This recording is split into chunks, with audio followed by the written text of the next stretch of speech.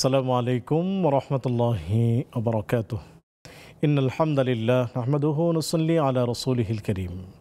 সুপ্রিয় দর্শক, দেশের বাইরে যেখান থেকে এই মুহূর্তে আমাদের সাথে যুক্ত হয়েছেন সবাইকে স্বাগত জানাচ্ছি। আমি ওবায়দুল্লাহ আল কাফি। দেখছেন আপনাদের প্রিয় চ্যানেল নেক্সাস টেলিভিশনের নিয়মিত আয়োজন ব্যাকম্যানস বিস্কিটস নিবেদিত ইসলামী জীবন বিধান। সরাসরি সম্প্রচারিত এই আয়োজন শুরু করছি মহান রব্বুল আলমিনের পবিত্র নামে বিসমিল্লাহির রহমানির রহিম, যিনি এক এবং অদ্বিতীয়, পড়ছি তার শানে সুবহানাল্লাহি ওয়া বিহামদিহি আদাদা খালকিহি ওয়া রিদা নাফসিহি ওয়া জিনাতা আরশিহি ওয়া মিদাদা কালিমাতিহি। রাসূল করিম সাল্লাল্লাহু আলাইহি ওয়াসাল্লামের শানে পড়ছি আল্লাহুম্মা সাল্লি ওয়া সাল্লিম আলা আবদিকা ওয়া হাবিবিকা মুহাম্মাদিন ওয়া আলিহি ওয়া সাহবিহি আজমাইন। সুপ্রিয় দর্শক, অন্যান্য দিনের মতো আজ আমরা একটি নির্দিষ্ট বিষয় নিয়ে আলোচনা করব, আর তা হলো অন্যের হক নষ্টকারী মুমিন নয়। এই চমৎকার বিষয়টি নিয়ে আলোচনা করার জন্য স্টুডিওতে আমন্ত্রিত হয়েছেন বাংলাদেশের খ্যাতিমান ইসলামিক স্কলার, বিদগ্ধ আলেমে দ্বীন, আমাদের অগ্রজ উস্তাজ, অত্যন্ত শ্রদ্ধাভাজন ব্যক্তিত্ব শেখ ডক্টর ওলিউর রহমান খান হাফিজাহুল্লাহ। চলুন আমরা শেখের সাথে সালাম বিনিময় করে নিচ্ছি। আসসালামু আলাইকুম রহমতুল্লাহ। ওয়ালাইকুম আসসালাম রহমতুল্লাহি ওয়া বারাকাতুহু। শেখ কেমন আছেন? আলহামদুলিল্লাহ ভালো, আপনি কেমন আছেন? আলহামদুলিল্লাহ। শেখ, আপনি অনেক ব্যস্ত থাকেন, তার মধ্যেও আজকে আমাদেরকে সময় দিচ্ছেন, আমাদের দর্শক শ্রোতাদেরকে সময় দিচ্ছেন। এজন্য নেক্সাস পরিবারের পক্ষ থেকে, সকল দর্শক শ্রোতার পক্ষ থেকে আপনাকে অনেক অনেক শুকরিয়া জানাচ্ছি। আপনার মাধ্যমে সকলকে ধন্যবাদ। শুকরিয়া। সুপ্রিয় দর্শক, আপনাদেরকেও প্রীতি ও শুভেচ্ছা জানাচ্ছি যারা এই মুহূর্তে নেক্সাসের পর্দায় চোখ রেখেছেন এবং এই আয়োজনটি উপভোগ করছেন। আমরা কথা না বাড়িয়ে সরাসরি আলোচনায় চলে যাব, তবে যাওয়ার আগে জানিয়ে দিচ্ছি স্ক্রিনে দেখানো হচ্ছে একটি নাম্বার। তা ব্যবহারের মাধ্যমে আপনি ওই জমজমাট আয়োজনের সাথে সরাসরি যুক্ত হয়ে যাবেন এবং অজানা বিষয়গুলো জেনে নেবেন। একই সাথে ফেসবুক এবং ইউটিউবে সরাসরি সম্প্রচারিত হচ্ছে আয়োজন, সেখানে মূল্যবান কমেন্টস করে আমাদের সাথেই থাকবেন। শেখ, অন্যের হক নষ্টকারী মুমিন নয় যদি বলতেন। জি, ধন্যবাদ। আলহামদুলিল্লাহ ওয়াসসালাতু ওয়াসসালামু আলা রাসূলিল্লাহ, আম্মা বা'দ। ফাআউযু বিল্লাহি মিনাশ শাইতানির রাজীম। বিসমিল্লাহির রহমানির রহিম। ইয়া আইয়ুহাল্লাযীনা আমানু লা তাখুনুল্লাহা ওয়ার রাসূলা ওয়া তাখুনু আমানাতিকুম ওয়া আনতুম তা'লামুন। ক্বালা রাসূলুল্লাহি সাল্লাল্লাহু আলাইহি ওয়াসাল্লাম আলামাতুল মুনাফিকি সালাসা, ইযা তুমিনা খানা, ওয়া ইযা হাদ্দাসা কাযাবা, ওয়া ইযা আহাদা গাদারা, আও কামা ক্বালা আলাইহিস সালাতু ওয়াসসালাম। আল্লাহ তাআলা আমাদেরকে যে জীবন ব্যবস্থা তথা ইসলাম দান করেছেন, এর যদি মোটা দাগে দুই ভাগ করা যায় তাহলে এর অর্ধেক হলো হুকুকুল্লাহ, আল্লাহর হক, আর অর্ধেক হলো হুকুকুল ইবাদ বা বান্দার হক। এই বান্দার হক বিষয়টি এমন যে এটির যথাযথ ব্যবহার, যথাযথ এর শৃঙ্খলা এবং অন্যের হকের প্রতি সর্বোচ্চ সম্মান, দায়িত্ববোধ যদি মানুষ দেখায়, তাহলে সমাজে পরস্পরে অনেক শান্তি, অনেক শৃঙ্খলা বজায় থাকে। এই বিষয়টি মানব জাতির অন্যতম বৈশিষ্ট্য। অন্যের হক আদায় করা এবং নষ্ট না করা, এটি একাধারে কোরআনের নির্দেশ, সুন্নাহর নির্দেশ এবং ইসলামী শরীয়তের অন্যতম একটি অঙ্গ। আপনি জানেন যে ইসলামী শরিয়া 5 ভাগে বিভক্ত। এক হলো আকায়েদ, বিশ্বাসসমূহ, ইবাদাত, নামাজ, রোজা, ইবাদত, তেলাওয়াত। আরেক হলো মুআমালাত, আরেকটি হলো মুআশারাত, আরেকটি হলো আখলাক। এই মুআমালাত মানে লেনদেন। এই লেনদেনের গুরুত্বপূর্ণ একটি অধ্যায় হলো যে অন্যের হক আদায় করা। এরপর হলো যে হক বলতে বৈষয়িক বিষয় যেমন আছে, আবার উত্তম আচরণ আছে, সদ্ব্যবহার আছে, মানবিক দায়িত্ববোধ আছে। সেই দায়িত্বগুলি অনেক ভাগে বিভক্ত, অনেক স্তর রয়েছে। অন্যের হক বলতে প্রথমত আত্মীয় স্বজনের হক, তারপর পাড়ার প্রতিবেশীর হক, সহকর্মীদের হক, এইভাবে ব্যবসায়িক পার্টনারদের হক। আমরা আজকে আলোচ্য বিষয় যেটি, এটিও অনেক গুরুত্বপূর্ণ যে অন্যের হক নষ্ট করার শাস্তি বা পরিণতি কী হবে। আল্লাহ তাআলা হাদিসে কুদসিতে এরকম সিদ্ধান্ত দিয়েছেন। আল্লাহ রসুল বলেছেন যে আল্লাহ তাআলা কোনো দুজন ব্যবসায়ীর ব্যবসার মধ্যে তৃতীয় একজন হয়ে অনুগ্রহ, রহমত, বারাকার দৃষ্টি দিয়ে রাখেন যে পর্যন্ত না একজন একজনকে খেয়ানত করে। তাহলে এই বিষয়টি এত গুরুত্বপূর্ণ যে প্রতিটি বান্দার ব্যক্তিগত বা পারিবারিক ব্যবসায়িক কার্যক্রমের উপর আল্লাহ তাআলার গভীর পর্যবেক্ষণ আছে এবং দুজনের ব্যবসা বা আর্থিক লেনদেনে যেন আল্লাহই উপস্থিত থাকেন, এত গভীরভাবে বলা হয়েছে। তো আমি শুরুতে যে আয়াতে কারিমা তেলাওয়াত করেছি সূরা আনফালের, এখানে আল্লাহ এই কথাটি বলেছেন যে হে ঈমানদার বা বিশ্বাসীগণ, তোমরা আল্লাহর সাথে খেয়ানত করো না, রাসূলুল্লাহ সাল্লাল্লাহু আলাইহি ওয়াসাল্লামের সঙ্গে খেয়ানত করো না, আর তোমরা পরস্পরের অধিকারের ব্যাপারে খেয়ানত করো না। রাসূলুল্লাহ সাল্লাল্লাহু আলাইহি ওয়াসাল্লাম হাদিসে স্পষ্ট বলেছেন যে মানুষের মধ্যে মুনাফিক থাকে, এর দুই প্রকার। একটি হলো বিশ্বাসগত মুনাফিক, যারা ইসলাম ছাড়া অন্য কিছুকে ভালোবাসে, অন্য দিন বা মতবাদকে প্রাধান্য দেয় কিন্তু ইসলাম প্রকাশ করে, মুসলিম বলে নিজেকে পরিচয় দেয়, এটি এক প্রকার। আরেক প্রকার আছে যে কর্মগত মুনাফিক। সেই মুনাফিকের মধ্যে এই সংজ্ঞা থেকেই আপনার কাছে আসবো, দুজন দর্শককে যুক্ত করে নিয়ে। আসসালামু আলাইকুম ওয়া রাহমাতুল্লাহ। ওয়ালাইকুম আসসালাম। জি, টেলিভিশনের ভলিউমটি কমিয়ে তারপর প্রশ্ন করুন। আমি ঢাকা গুলশান থেকে বলছি। আমার একটা প্রশ্ন হলো, আমি যদি কাউকে টাকা ধার দেই, সেই টাকাটা সে সুদি টাকা আমাকে শোধ করে, সেই টাকাটা নেওয়া কি আমার জায়েজ হবে? এক নম্বর প্রশ্ন। জি। 2 নম্বর প্রশ্ন হলো, আমার বয়স হলো 67 বছর। আমি মনে করেন বাইরে বোরখা পরে যাই, হিজাব পরে যাই, ঘরে মনে করেন মেহমান আসলে ওড়না পরে তাদের সম্মুখে আসি, তো এটা কি আমার পর্দার বেখালাপ হবে? আর তৃতীয় নম্বর প্রশ্ন হলো আমার হাজবেন্ড খুবই উগ্র মেজাজি, রাগী, আর মনে করেন যে ওনার প্রত্যেকটা কাজ আমি পঙ্খানু ভাবে করে দেই, তারপরে উনি রাগান্বিতই সবসময় থাকে, একটু হাসি মুখেও কথা বলতে চায় না, এইরকমই। উনি হজ করছে 2 বার, উমরা করছে, কিন্তু ওনার এই ব্যাপারগুলোর জন্য আমি খুব কষ্ট পাই। আমার কি করণীয় আছে হুজুর, এটা আমাকে একটু জানাবেন। জি, প্রিয় বোন আমাদের সাথেই থাকুন, সহায়ক উত্তর দিবেন ইনশাআল্লাহ তাআলা। আসসালামু আলাইকুম ওয়া রাহমাতুল্লাহ। ওয়ালাইকুম আসসালাম ওয়া রাহমাতুল্লাহি ওয়া বারাকাতুহু। হুজুর আপনারা ভালো আছেন? আলহামদুলিল্লাহ, আমরা ভালো আছি। আমি সুনামগঞ্জ ধরমপাশা সুনামগঞ্জ থেকে ইনুজ বলছিলাম। স্বাগতম প্রিয় ভাই।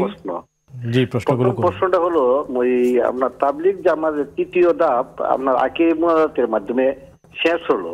প্রশ্ন হলো যে রাসূল সাল্লাল্লাহু আলাইহি ওয়াসাল্লাম, সাহাবী কেরাম, তাবেঈনরা ওই সিস্টেমে কি ইসলামী দাওয়াত দিতেন?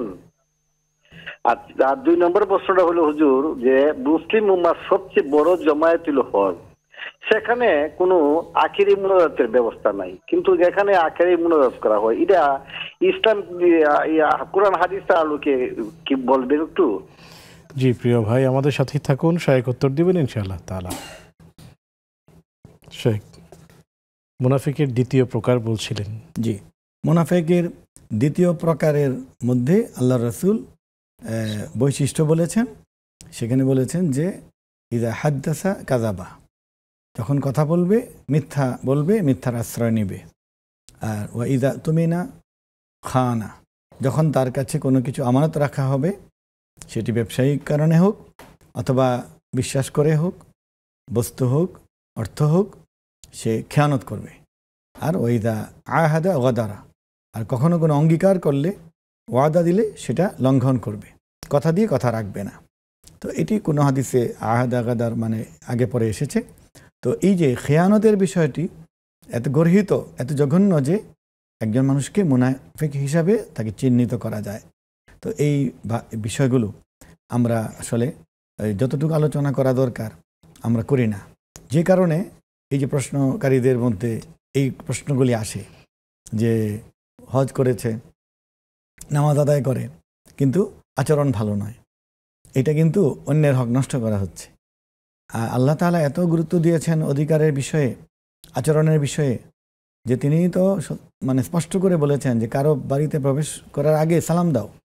ইয়া আইয়ুহাল্লাযীনা আমানু লা তাদখুলু বুয়ুতান গায়রা বুয়ুতিকুম হাত্তা তাস্তানিসু ওয়া তুসাল্লিমু আলা আহলিহা, যে অন্যের বা আত্মীয় স্বজনের বাড়িতে বেড়াতে গেলে তুমি আগে সালাম দিবে, অনুমতি নিবে, তারপর প্রবেশ করবে।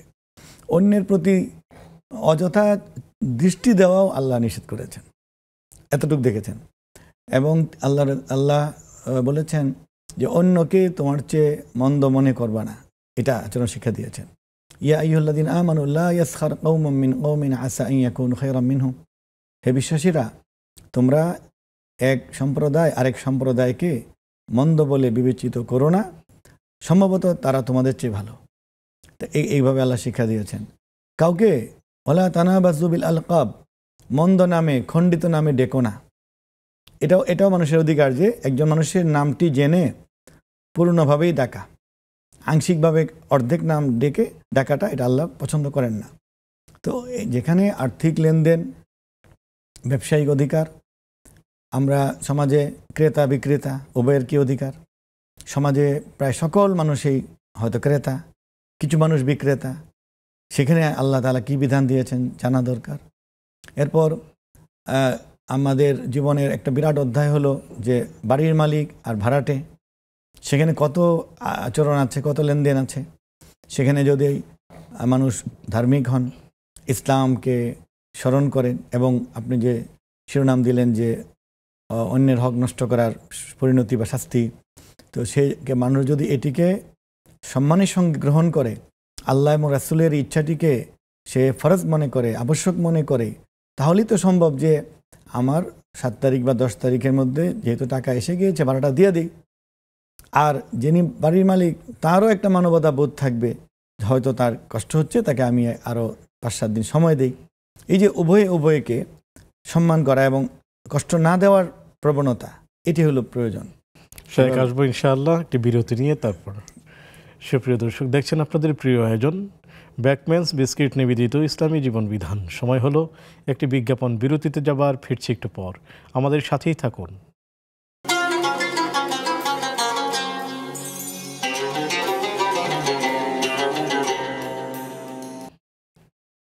আসসালামু আলাইকুম রহমতুল্লাহি বারাকাতুহু।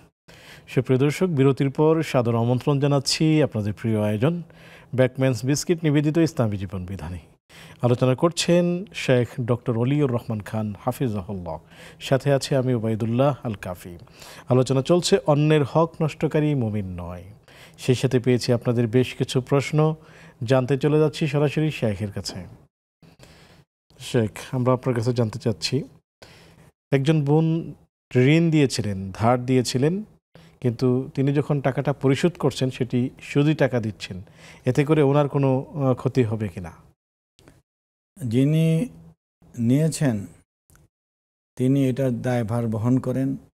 তিনি ফেরত দেওয়ার সময় যদি সমপরিমাণ যত নিয়েছিলেন অত দেন, সেই টাকা উনি যেখান থেকে আনেন সেই দায়ভার তার উপর। তিনি হালাল টাকা দিলে মানে তার জন্য এটা ভালো, আর অন্য টাকা দিলে সেই দায়ী হবে, আপনি দায়ী হবেন না। যিনি দিয়েছেন তিনি সমপরিমাণ নিতে হবে। তিনি যদি আবার ধার দিয়ে কর্জ দিয়ে বেশি নেন, তাহলে ওই বেশি অংশটা সুদ হয়ে যাবে। শুকরিয়া, জাযাকুমুল্লাহ। 67 বছর বয়স আমাদের একজন বোনের, তিনি বাইরে যাওয়ার সময় হিজাব পরে যান, তো ওনার হয়তো মুখ খোলা থাকে, সেই ক্ষেত্রে কি ওনার পর্দাটা হবে কিনা? আসলে বাইরে গেলে তো আপাদমস্তক ঢেকে যেতে হবে। আর ঘরেও তিনি সম্ভবত এরকম বলেছেন যে ঘরে মেহমান আসলে আমি শুধু ওড়না দিয়ে তাদেরকে সার্ভ করি বা আপ্যায়ন করি। আসলে নারীর পোশাকটিও পর্দা। নারী যে শাড়ি পরেছেন বা তিনি যে সালোয়ার কামিজ পরে থাকেন, সেটার মাধ্যমে তো তার নারীত্ব সম্পূর্ণ আচ্ছাদিত হয় না। এই জন্য আল্লাহ বিধানটা এভাবেই দিয়েছেন যে ইয়া আইয়ুহান নাবিয়্যু কুল লিআজওয়াজিকা ওয়া বানাতিকা ওয়া নিসাইল মুমিনিন ইউদনিন আলাইহিন্না মিন জালাবিবিহিন। এর অর্থ হলো স্বাভাবিক মানুষ হিসেবে যে পোশাকটা পরেছ এর উপরে নারী হিসেবে আরেকটা পোশাক পরতেই হবে। এই জন্য আপনি সেটা বোরকা বলুন আর চাদর বলুন, বড় হিজাব বলুন, আপনি বাইরে গেলেও পড়তে হবে, ঘরেও অন্য লোকের সামনে পড়তে হবে। এমনকি নবীজি বলেছেন কি আল হামু আল মাউতু, যে ভাসুর দেবর এদেরকে মৃত্যু সম ভয় করো, কারণ অনেক সময় এদের কারণেই অশান্তি বা অপ্রত্যাশিত ঘটনা ঘটে যায়। তো দূরেরদেরকে তো ভয় করতেই হবে। এটি নারী পুরুষ উভয়কে রক্ষা করতে হবে। শুকরিয়া, জাযাকুমুল্লাহ।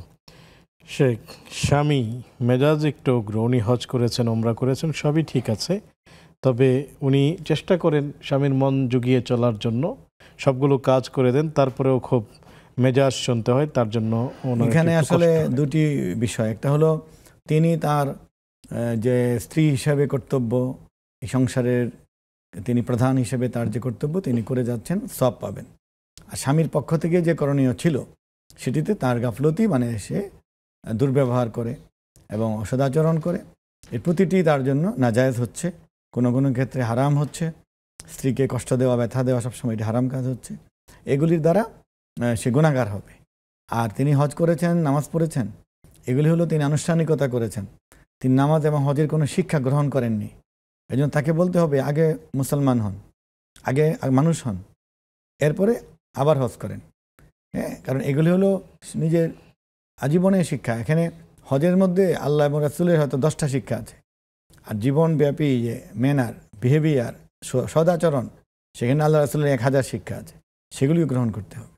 তো তিনি যে সবর করছেন, কষ্ট পাচ্ছেন, আল্লাহ তাকে জাযা দিবেন। তিনি বড় আলেমদের কাছে পাঠিয়ে, মসজিদে পাঠিয়ে তার স্বামীকে কিছু হেদায়েত করাইতে পারেন। শুকরিয়া, জাযাকুমুল্লাহ।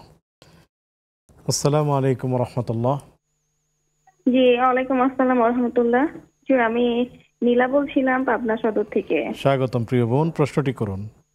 জি, প্রশ্নটা হচ্ছে হুজুর, মানে হচ্ছে স্টুডেন্ট ভিসা বা স্কলারশিপে দেশের বাইরে পড়তে যাওয়া যাবে কি মাহরাম ছাড়া মেয়েদের, মানে ইসলাম কি বলে এই বিষয়ে বলবেন? আর হুজুর, আমি হচ্ছে আপনাদের প্রোগ্রামটা দেখতে পাচ্ছি না, মানে আমি যেখানে আছি এখানে আপনাদের এই চ্যানেলটা আসে না। আমি খুবই কষ্ট পাচ্ছি, কারণ আমি মানে প্রতিদিন দেখার চেষ্টা করি, এই আর কি। আনসারটা কিভাবে শুনবো আমি তাও জানি না হুজুর, পরে আবার কোনো সময় দেখে নিব। শুকরিয়া প্রিয় বোন, আমাদের সাথেই থাকুন, শায়েক উত্তর দিবেন। পাশাপাশি আপনাকে জানিয়ে দিচ্ছি যে আমাদের ফেসবুকে সরাসরি সম্প্রচারিত হচ্ছে, ফেসবুক থেকে সেটি দেখে নিতে পারবেন। একই সাথে ইউটিউবে লাইভ আছে, ইউটিউবে সেই প্রোগ্রামগুলো থেকে যায়, সেখান থেকেও আপনি জেনে নিতে পারবেন। নেক্সাস টেলিভিশন ইসলামিক প্রোগ্রাম, এটি লেখলেই চলে আসবে ইনশাআল্লাহ তাআলা। আসসালামু আলাইকুম ওয়া রাহমাতুল্লাহ। ওয়ালাইকুম আসসালাম ওয়া রাহমাতুল্লাহ। জি প্রিয় বোন, স্বাগতম, প্রশ্নটি করুন। হুজুর, আমার দুটো প্রশ্ন আছে। জি। আমার বড় ছেলে অবাধ্য, কথা শুনে না, তার জন্য কি করা যায়? জি, আরো কোনো প্রশ্ন? আর একটা প্রশ্ন হুজুর, ছেলের বউয়ের কাছ থেকে শাশুড়ির কোনো আরাত খাওয়া বা কোনো কাজ করি নেওয়া কি জায়েজ আছে? এটা বলবেন একটু ভালো করে। জি জি, দ্বিতীয় প্রশ্নটি আবারও করলে ভালো হয়। ছেলের বউয়ের কাছ থেকে, যে ছেলের বউ আছে না, তার কাছ থেকে, ছেলের বউয়ের কাছ থেকে শ্বশুর শাশুড়ির কি কোনো কাজ করি নেওয়াটা জায়েজ আছে? জি প্রিয় বোন, আমাদের সাথেই থাকুন, শায়েক উত্তর দিবেন ইনশাআল্লাহ তাআলা। শেখ, এই যে তাবলিগ জামাত তৃতীয় ইজতিমা হয়ে গেল, শেষে আখেরি মোনাজাত হয়, এই জাতীয় বৃহত্তর জমায়েতে শেষে আখেরি মোনাজাত, এটি কি সুন্নাহ সম্মত কিনা জানতে চেয়েছেন? জি, আসলে দেখুন,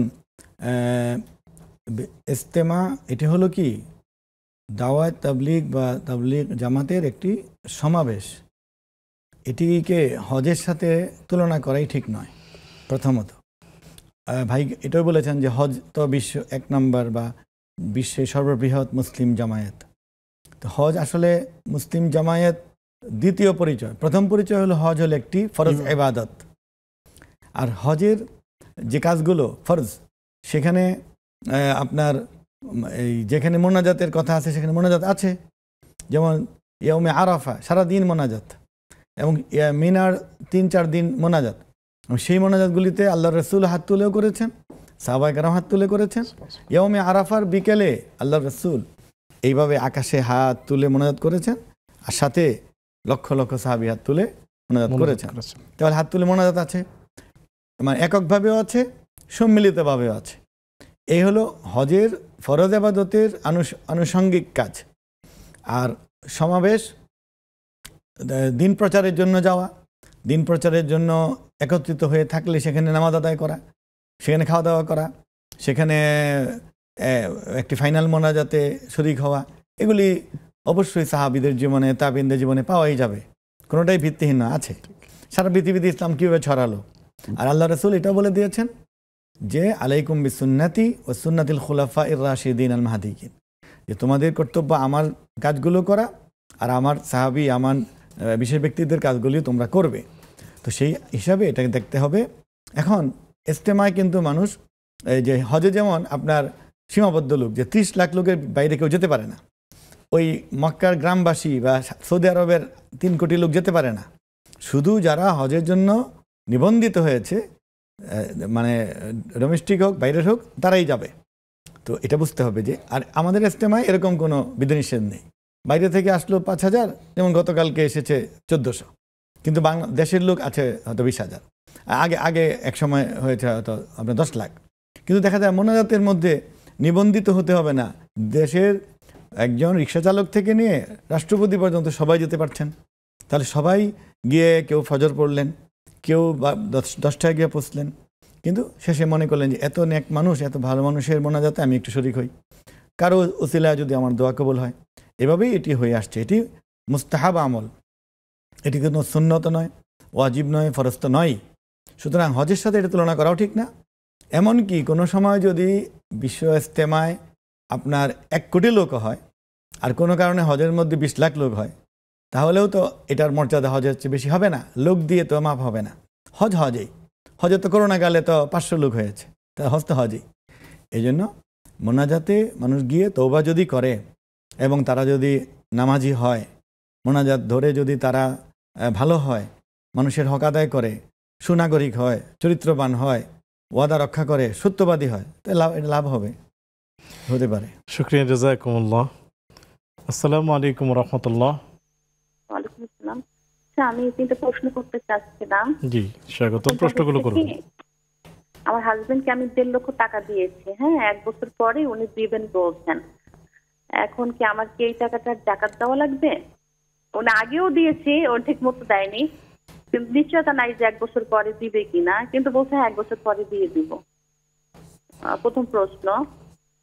দ্বিতীয় প্রশ্ন হচ্ছে যে আমি সরকারি হসপিটালে জব করি, তো আমার হসপিটালে যে আমি ডিউটি করি সেখানে ভর্তি রোগীদের জন্য ওষুধ দেওয়া হয়, কিন্তু আমার প্রয়োজনে, আমার যেমন ওষুধ লাগে, ডাক্তার লেখে, তখন সে ওখান থেকে কি আমি ওষুধ নিয়ে খেতে পারবো, নাকি আমার বাইরে থেকে কিনে খেতে হবে, যেহেতু ভর্তি রোগীর জন্য পারমিশন ওটা।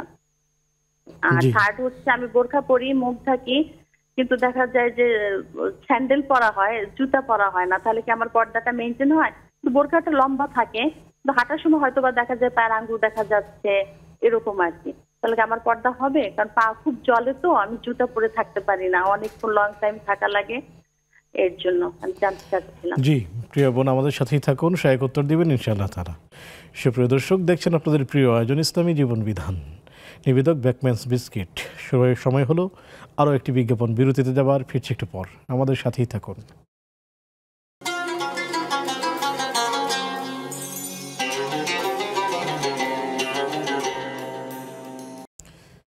আসসালামু আলাইকুম রহমতুল্লাহি বারাকাতুহু। সুপ্রিয় দর্শক, বিরতির পর সাদর আমন্ত্রণ জানাচ্ছি আপনাদের প্রিয় আয়োজন ইসলামী জীবন বিধানে, নিবেদক বেকম্যানস বিস্কিট। আলোচনা করছেন ডক্টর অলিউর রহমান খান হাফিজাহুল্লাহ, সাথে আছে আমি ওবাইদুল্লাহ আল কাফি। আলোচনা চলছে অন্যের হক নষ্টকারী মুমিন নয়। সেই সাথে পেয়েছি আপনাদের বেশ কিছু প্রশ্ন, জানতে চলে যাচ্ছি সরাসরি শেখের কাছে। শেখ, স্কলারশিপে কোনো নারী মেয়ে সে কি মাহরাম ছাড়া যেতে পারবে কিনা দেশের বাইরে?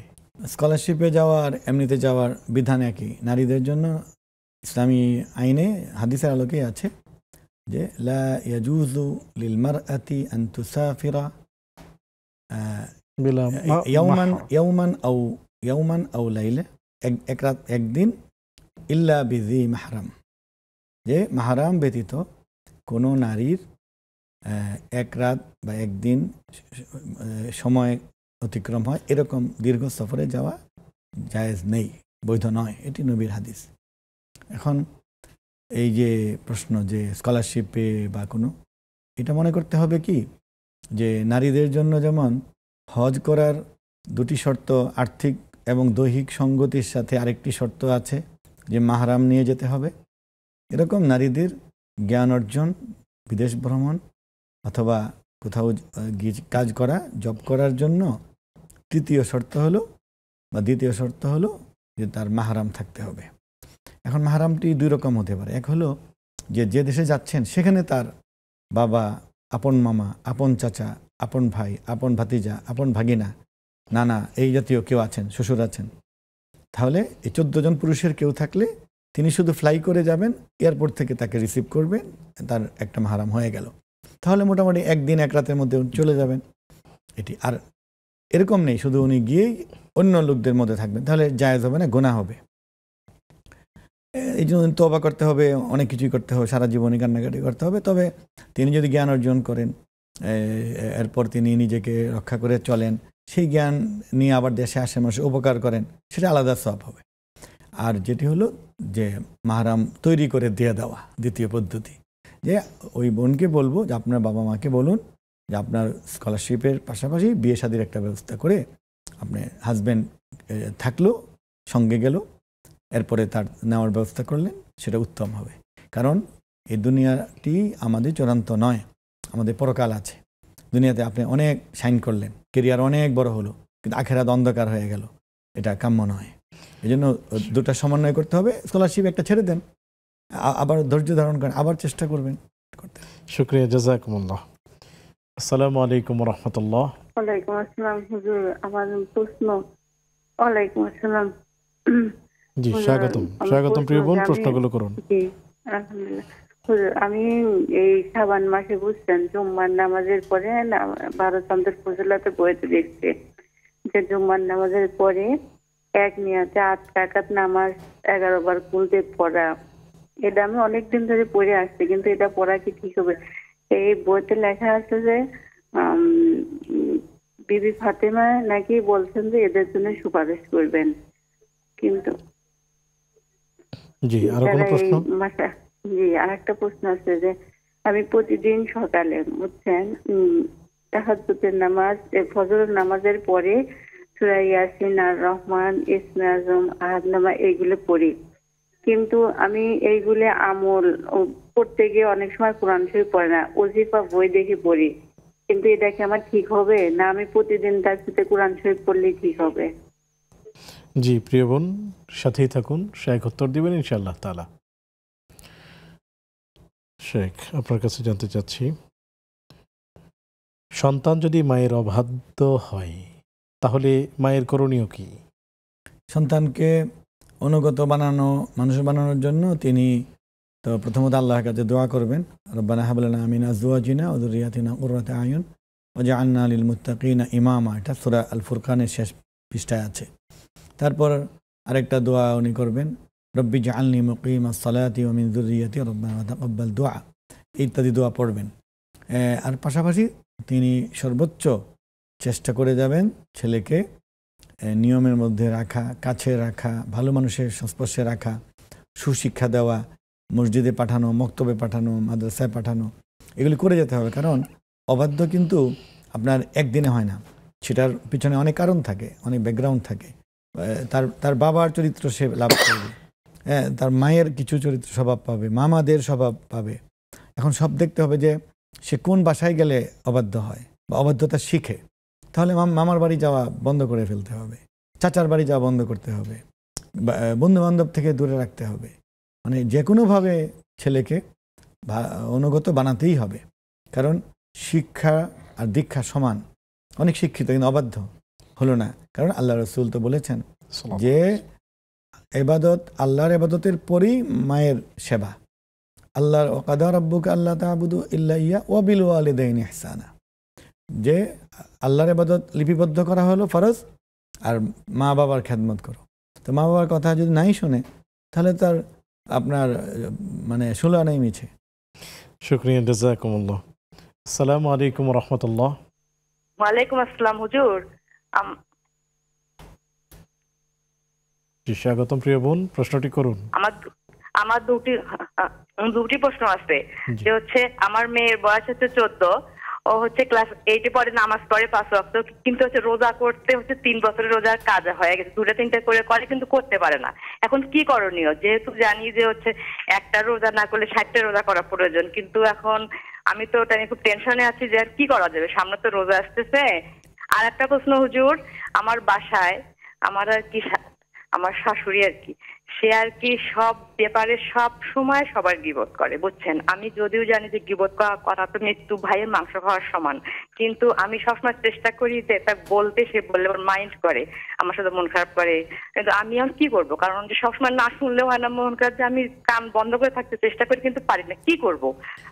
কারণ যে আমি খুব অসহায়ত্ব বোধ করি যে এটা তো ঠিক না যে কাউকে সমালোচনা করব বা সবসময় গীবত, তো খুব কষ্ট লাগে আমার তো হচ্ছে গুনাহ হবে, আমি কি করব এখন? জি প্রিয় বোন, আমাদের সাথেই থাকুন, সহায়ক উত্তর দিবেন ইনশাআল্লাহ তাআলা। একই সাথে জানিয়ে দিচ্ছি, আপনারা প্রশ্ন করার ক্ষেত্রে কখনোই এইভাবে নাম উচ্চারণ করবেন না যে শাশুড়ি। যেমন আপনি যখন বললেন আমার শাশুড়ি গীবত করে, তাহলে আপনিও তার গীবত করে ফেললেন, এমনটি না হওয়া চাই। বরং বলবেন যদি কেউ নিয়মিত গীবত করে তাহলে তার জন্য আসলে গীবত থেকে ফেরানোর কি আমল থাকতে পারে, এই জাতীয় প্রশ্ন করলে ভালো হয়। জি শেখ, আমরা আপনার কাছে জানতে চাইব, ছেলে স্বামীকে উনি 1.5 লক্ষ টাকা ঋণ দিয়েছেন 1 বছরের শর্তে, তো সেই টাকা যাকাত দিতে হবে কিনা? কাউকে ধার দিলে এর মালিকানা যিনি দিয়েছেন ধার, তার কাছেই থাকে, এই জন্য তিনি যাকাত দিতে হবে। মালিকানা যেহেতু আছে, যাকাত দিয়ে দিবেন, তাকেই দিতে হবে। আগেও তিনি টাকা নিয়েছেন কিন্তু দেননি, আবার দিবেন কিনা তাও নিশ্চিত না। জি, এটা তো আপনার ঋণ হলো 3 ধরনের। যে ঋণটা রেগুলার নিচ্ছে আবার ফেরত দেবে নিশ্চিত, এটা তো যাকাত আপনার ইন টাইম দিতে হবে। আরেকটা হলো যেটা ধরুন দিতেও পারে নাও দিতে পারে, সেটার জন্য অপশন আছে, আপনি যাকাত দিয়ে দিলে আদায় হয়ে গেল, অথবা যখন ফেরত পান তখন দিবেন। আরেক ধরনের পাওনা আছে যে নিয়ে গিয়েছে আর দিবে বলে কোনো আশা নেই, এরকম পালিয়ে গিয়েছে বা যোগাযোগ নেই, ফোন ধরে না, তখন এটা আর এই সময় দিতে হবে না। যদি কোনো দিন সেই ব্যক্তি ফেরত দেয়, যে বছর দিবে সেই বছরে যাকাত দিতে হবে, পিছনে এগুলি আর দিতে হবে না। তাহলে এই আপনার এটা ঠিক করতে হবে যে উনি কোন ধরনের যাকাত দিয়েছেন। শুকরিয়া, জাযাকুমুল্লাহ। সুপ্রিয় দর্শক, দেখছেন আপনাদের প্রিয় আয়োজন ইসলামী জীবন বিধান, নিবেদক বেকম্যানস বিস্কিট। সময় হলো আরও একটি বিরতিতে যাবার, ফিরছে একটু পর, আমাদের সাথেই থাকুন।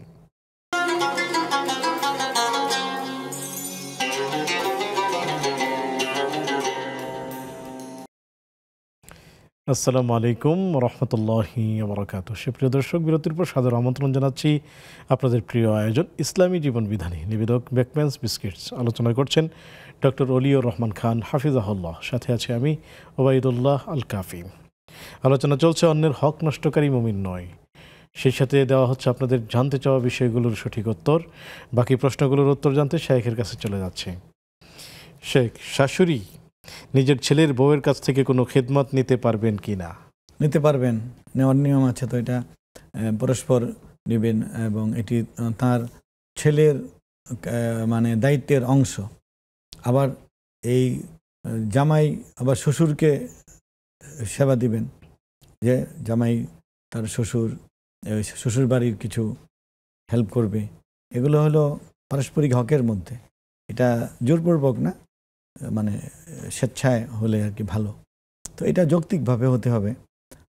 পুত্রবধূর সামর্থ্য, তার কর্মকাণ্ড, তার ছেলে মেয়েকে দেখা, সব কিছু মিলিয়ে এটা স্বাভাবিক হতে হবে আর কি, তাকে কোনো কষ্ট দেওয়া যাবে না।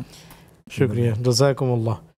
শেখ, হাসপাতালে ভর্তি রোগীদের জন্য যেই ঔষধ থাকে, নার্স হিসেবে নিজের কোনো রোগ থাকলে সেখান থেকে কোনো ওষুধ খেতে পারবে কিনা, না বাহির থেকে কিনে খেতে হবে? এটার জন্য আসলে ছোটোখাটো বিষয় হলে ওই তার উপরে যে কর্তৃপক্ষ, তার সুপারভাইজার বা এই জাতীয় কাউকে একটা পারমিশন নিয়ে নিতে হবে। হ্যাঁ, আর যদি বেশি পরিমাণে হয় তাহলে তো অবশ্যই লিখিতভাবে অনুমতি নিয়ে খেতে হবে। এইগুলো মানুষের হক, তো এই জন্য। শুক্রিয়া, জাযাকুমুল্লাহ। শেখ, বোরকা পরিধান করেন কিন্তু পায়ে জুতা পরতে পারেন না, সেই ক্ষেত্রে হাঁটতে গেলে হয়তো পায়ের আঙ্গুল দেখা যায়, পর্দার কোনো সমস্যা হবে কিনা?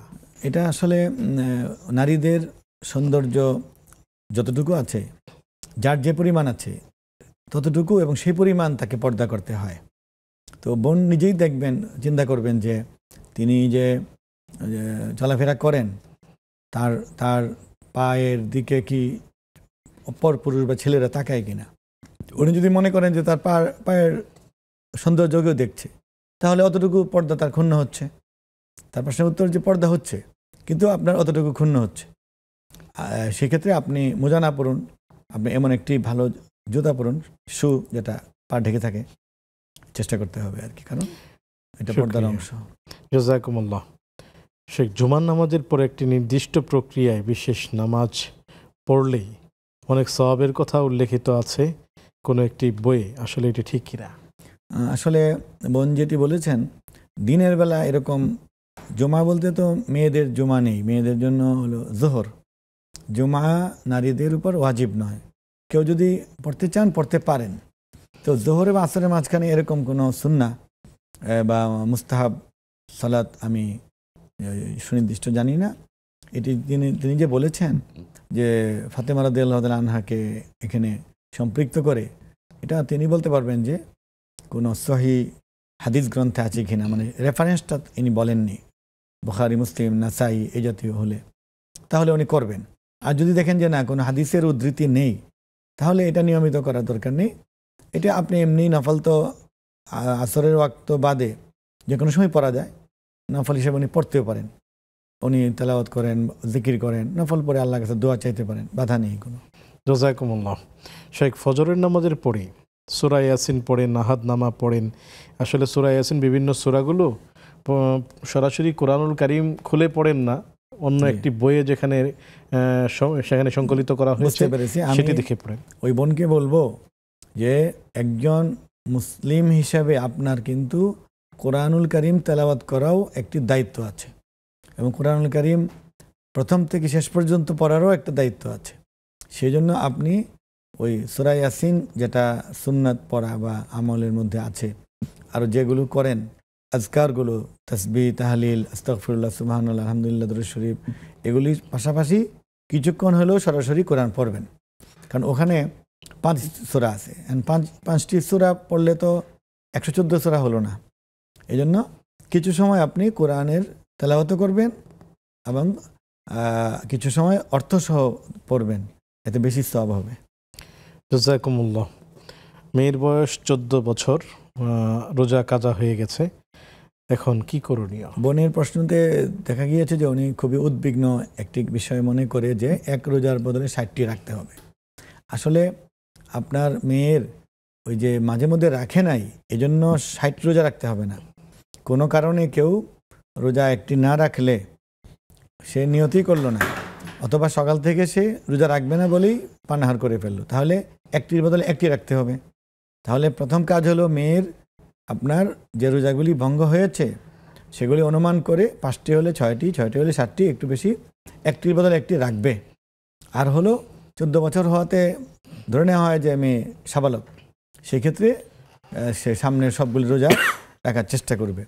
অসুস্থতা এবং নিষিদ্ধ সময়ের কারণে যেগুলি ভঙ্গ হয়ে যাবে সেগুলি একটির বদলে একটি রাখতে হবে। 60 রাখার তো কোনো কারণ ঘটে নাই। 60 রোজা কখন রাখতে হয়? যে কেউ রোজা রাখার পরে আবার অবহেলা করে স্বেচ্ছায় সজ্ঞানে পেট ভরে খাবার খেয়েছে অথবা যৌন সম্ভোগ করেছে, তাহলে হলো কাফফারা 60 রোজা। আপনার মেয়ে 60 রোজা কাজা হয়নি। শুকরিয়া, জাযাকুমুল্লাহ। কেউ যদি নিয়মিত গীবত করে তাহলে আশপাশে যারা থাকেন তাদের করণীয় কি? তাদের করণীয় হলো তাকে আরও মুরব্বী কাউকে দিয়ে বোঝানো, বা তিনি মানেন এরকম তার কোনো ভাই, তার কোনো ভাগিনা, তার কোনো ছেলে, এদেরকে দিয়ে বোঝানো যে আপনার এটা একটা অভ্যাসে পরিণত হয়েছে, মা বা বাবা বা ভাই, এটি আপনার আমল নষ্ট করে দিচ্ছে। আপনার নেক আমল, যার গীবত করছেন তার আমল নামায় চলে যাচ্ছে, আপনার কবিরা গুনাহ হচ্ছে। বুঝিয়ে তাকে নিবৃত্ত করতে হবে।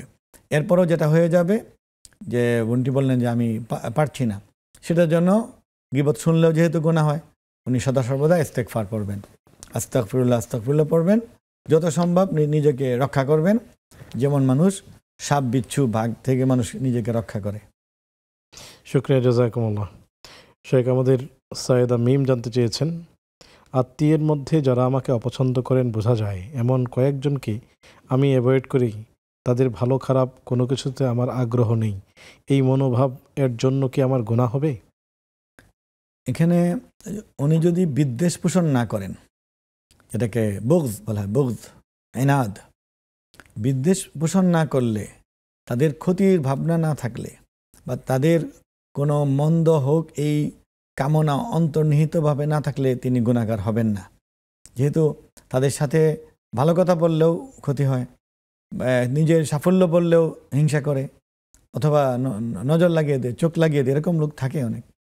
সেক্ষেত্রে দূরত্ব বজায় রেখে নিয়ত করতে হবে কি, যে আল্লাহর কাজ করার জন্য, শরীয়ত পালন করার জন্য আমি সম্পর্ক কমিয়ে ফেলেছি। এটা কিন্তু ভালো দিক। বন্ধুবান্ধব, ফোন নাম্বার, যোগাযোগ, মেসেজ বিনিময়, মত বিনিময় যত কমবে, তত বান্দা আপনার তেলাওয়াত করতে পারবে, জিকির করতে পারবে, রোজা রাখতে পারবে, নামাজ দীর্ঘ পড়তে পারবে। ওই নিয়তে আপনি আলাদাই থাকুন। ইফতারিতে কেউ যদি পুরো ইফতার না দিয়ে আংশিক দেয়, তাহলে কি তার সওয়াব হবে? অবশ্যই সওয়াব পাবে, কারণ আল্লাহ রাসূল সাল্লাল্লাহু আলাইহি ওয়াসাল্লাম যেখানে বলেছেন, কাদ আযাল্লাকুম শাহরুন আযীম, তোমাদেরকে একটি বড় মহান মাস আচ্ছাদিত করেছে, ছায়া ফেলেছে, সেখানে তিনি এই কথা বলেছেন যে কেউ যদি কাউকে ইফতার করায় তাহলে পূর্ণ সওয়াব পাবে। সামান্য এক ঢুক পানি, একটি খেজুর, একটু শরবত, একটু দুধ পান করালেও সে পূর্ণ সওয়াব পাবে। অনেক অনেক শুকরিয়া শেখ, জাযাকুমুল্লাহ। জাযাকুমুল্লাহ খাইরান। সুপ্রিয় দর্শক, আপনাদেরকে অনেক অনেক শুকরিয়া জানাচ্ছি যারা এ পর্যন্ত আমাদের সাথে ছিলেন। সেই সাথে আহ্বান জানাচ্ছি আমরা যেন কেউ কারো হক নষ্ট না করি, প্রত্যেকেই যেন প্রত্যেকের প্রাপ্যকে দিয়ে দেয় এবং আল্লাহকে ভয় করি, ঈমানকে চর্চা করি। আল্লাহ রাব্বুল আলামিন ঈমানি চর্চায় এগিয়ে আসার আমাদেরকে তৌফিক দান করুন। আগামী পর্ব দেখার আমন্ত্রণ জানিয়ে আজকের মতো বিদায় নিচ্ছি। সে পর্যন্ত ভালো থাকুন, সুস্থ থাকুন। আসসালামু আলাইকুম ওয়া রাহমাতুল্লাহি ওয়া বারাকাতুহু।